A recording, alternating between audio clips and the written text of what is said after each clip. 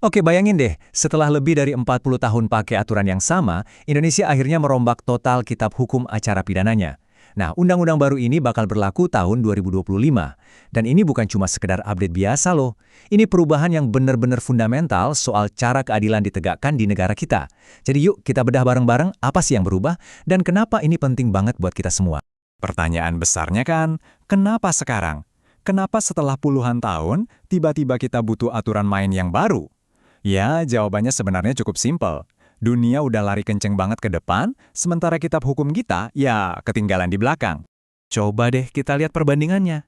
Di kiri, kita punya hukum dari zaman, ya bisa dibilang, era telepon putar. Dibuat jauh sebelum ada internet, smartphone, atau transaksi digital. Nah, di kanan, ini dia sistem baru yang sengaja dirancang buat dunia digital.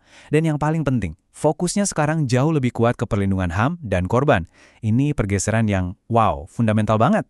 Nah, fondasi sistem peradilan kita ini lagi dibangun ulang, dan ada beberapa ide modern yang jadi kuncinya. Oke, mari kita bahas satu persatu. Yang pertama dan mungkin yang paling mengubah segalanya adalah konsep keadilan restoratif. Ini bukan cuma aturan baru, tapi ini pergeseran cara berpikir. Kalau dulu fokusnya cuma pelaku dihukum apa, sekarang pertanyaannya jadi gimana caranya kita memulihkan kondisi korban. Jadi tujuannya lebih ke penyembuhan, bukan sekedar balas dendam. Tapi penting banget nih buat dicatat, pendekatan ini ada batasannya yang super jelas.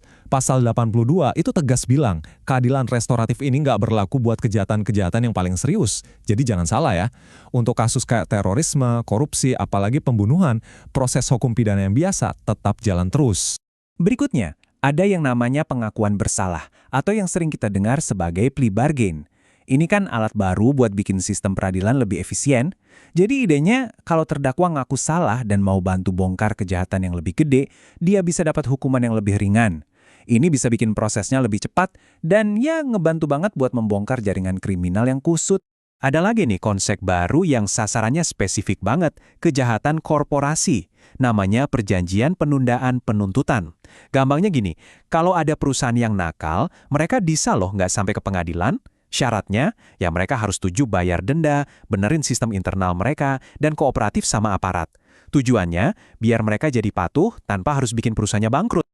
Oke, tadi kan kita bahas konsep-konsep besarnya. Tapi apa sih artinya buat kita, buat saya dan Anda, secara pribadi? Nah, sekarang kita lihat gimana aturan baru ini secara langsung memperkuat hak-hak kita sebagai warga negara. Coba perhatikan deh definisi ini. Kelihatannya panjang ya, tapi ini penting banget. Ini bukan lagi definisi hukum yang kaku. Ini tuh sebuah pengakuan yang lebih manusiawi, yang bilang kalau disabilitas itu bukan cuma soal keterbatasan seseorang, tapi juga soal hambatan dari lingkungan. Nah, cara pandang yang lebih inklusif inilah yang jadi landasan buat perlindungan hukum yang jauh lebih baik bagi teman-teman penyandang disabilitas. Dan perlindungannya nggak cuma sampai di situ. KUHP baru ini ngasih beberapa jaminan yang krusial banget. Contohnya, kalau seseorang dituduh melakukan kejahatan serius, negara sekarang wajib sediain pengacara. Wajib. Terus, kalau sampai ada salah tangkap atau salah vonis, korbannya berhak nuntut ganti rugi finansial dari negara. Dan yang juga penting, ada hak untuk rehabilitasi. Nama baiknya harus dipulihkan secara resmi. Oke, sekarang kita masuk ke bagian yang kayaknya paling ditunggu-tunggu nih. Gimana caranya hukum kita akhirnya ngejar ketertinggalan dan masuk ke era digital? Jujur aja, salah satu kelemahan paling parah dari hukum yang lama itu ya soal kejahatan siber dan bukti digital. Ketinggalan zaman banget. Nah, KUHP 2025 ini akhirnya ngasih payung hukum yang jelas buat semua itu.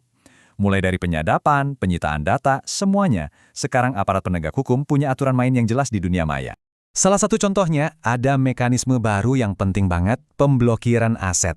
Prosesnya ini dirancang buat cari keseimbangan. Jadi, di satu sisi, penyidik bisa gerak cepat kalau ada keadaan darurat buat ngamanin aset, tapi di sisi lain, mereka nggak bisa seenaknya. Mereka harus segera minta persetujuan pengadilan. Nah, ini semacam sistem check and balance gitu, biar nggak ada penyalahgunaan wewenang. Jadi, setelah kita lihat semua perubahan besar tadi, apa nih kesimpulannya? Apa artinya semua ini buat masa depan keadilan di Indonesia?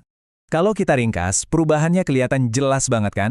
Kita pindah dari sistem yang fokusnya cuma menghukum ke sistem yang juga mikirin memulihkan.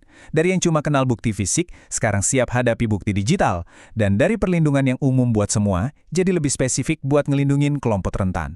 Intinya, ini bukan lagi cuma soal menegakkan hukum, tapi lebih ke mewujudkan keadilan. Ujung-ujungnya, pertanyaan terbesarnya tetap ada. Di atas kertas, KUHP 2025 ini kelihatan canggih, seimbang, dan lebih manusiawi. Tapi pertanyaannya, apakah nanti pelaksanaannya di lapangan bisa sebagus janjinya? Apakah ini beneran akan jadi sistem peradilan yang kita semua idam-idamkan?